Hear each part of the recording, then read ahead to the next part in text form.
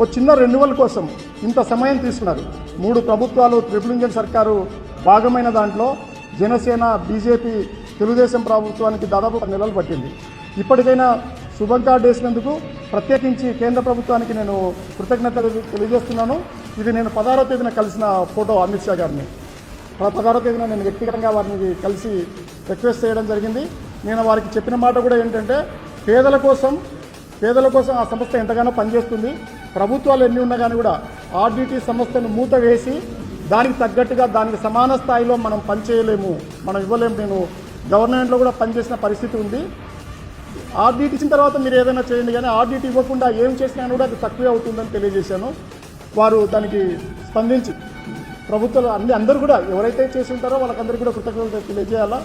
వాళ్ళకి నేను 16వ తేదీన రాసిన లెటర్ కూడా వారికి ఇచ్చిన లెటర్, ఆ లెటరే మన అమిత్ షా గారు తీసుకొని చేస్తున్నారు.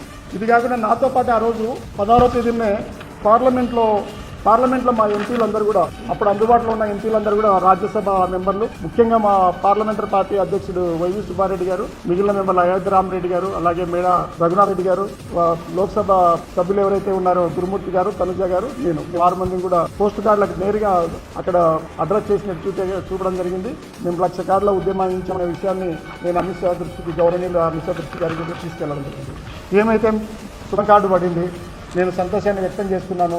నాతో తిరిగిన వాళ్ళందరికీ కూడా అభినందనలు తెలియజేస్తున్నాను. చాలా పట్ల వాళ్ళ కామ్రేడ్స్ కూడా నాతో నడిచిన సందర్భం ఉంది. 16 రోజులు నా వెంట వచ్చిన వాళ్ళని, గ్రామస్తుల్లో ఆతిథ్యం కల్పించిన ఆ కుటుంబాలకన్నిటి కూడా నేను కృతజ్ఞతలు తెలియజేస్తున్నాను.